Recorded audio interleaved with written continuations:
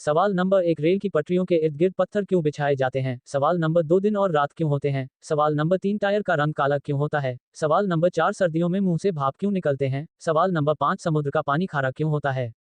इस तरह के सवालों के जवाब अगर आपको अच्छे लगते हैं तो इस वीडियो को लाइक करें और मेरे चैनल को सब्सक्राइब कर घंटी के निशान को प्रेस करें ताकि सभी वीडियो को नोटिफिकेशन मिलती रहे। सवाल, दिन और रात क्यों होता है? जब हमें मालूम नहीं था कि पृथ्वी सूर्य का चक्कर लगाता है, तो हम यही मानते थे कि सूर्य पृथ्वी का चक्कर लगाता होगा।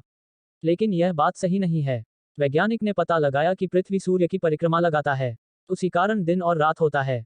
साथ ही 24 घंटे में पृथ्वी अपना एक चक्र लगाता है। जिस तरफ सूर्य की रोशनी पृथ्वी पर पड़ता है वह स्थान पर दिन होता है और उसके पीछे की ओर रात होता है। इसी कारण कहीं दिन होता है तो कहीं रात होती है। दिन के समय आप सूर्य को देख सकते हैं और इसकी रोशनी और गर्मी आप तक पहुंची है। रात का समय तब होता है जब सूर्य पृथ्वी के दूसरी ओर होता है और इसका प्रकाश और ऊष्मा आपको नहीं मिलती है। सवाल, टायर का रंग काला ही क्यों होता है? टायर का इतिहास काफी पुराना है। जब रबर की खोज हुई और फिर जब उससे टायर बनाए जाने लगे तो वे बहुत जल्दी घिस जाते थे। इसके बाद थोड़ी और रिसर्च की गई और पाया गया कि रबर में कार्बन और सल्फर मिलाकर इसे मजबूत किया जा सकता है। जैसा कि आप जानते हैं कि रबर का प्राकृतिक रंग काला नहीं होता, लेकिन जब इसमें कार्बन और सल्फर मिलाया जाता है तो इसका रंग काला हो जाता है। बीबीसी की एक रिपोर्ट के मुताबिक कच्चा रबर हल्के पीले रंग का होता है, लेकिन टायर बनाने के लिए उसमें कार्बन मिलाया जाता है ताकि रबर जल्दी ना घिसे।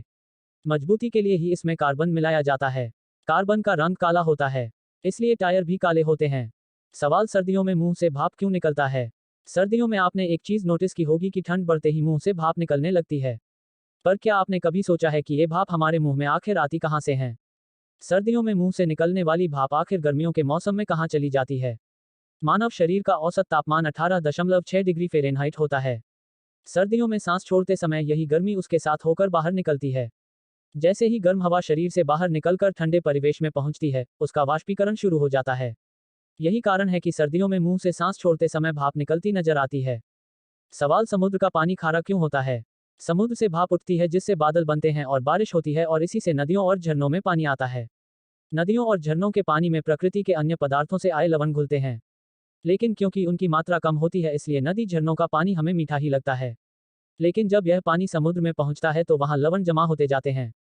इनमें खास दो लवण हैं, सोडियम और क्लोराइड, जो नमक बनाते हैं। इनका आवास काल बहुत लंबा होता है, यानी जब वे समुद्र में पहुंच जाते हैं तो करोड़ों साल तक वहीं जमा रहते हैं। इसीलिए समुद्र का पानी हमें खारा लगता है। सवाल, रेल की पटरियों की इर्द गिर्द पत्थर क्यों बिछाए जाते हैं? जब ट्रेन चलती है तो उससे जमीन और पटरियों में कंपन पैदा होती है, जिससे पत्थरों में भी कंपन पैदा होती है।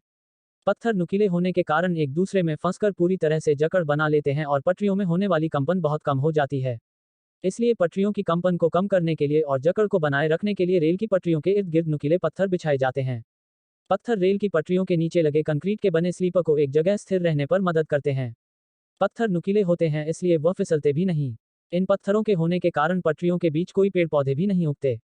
जब ट्रेन इन पटरियों पर दौड़ती है तो इसका पूरा दबाव लकड़ी और इन पत्थरों पर पड़ता है। इससे रेल का भार आदि सब बैलेंस हो जाते हैं।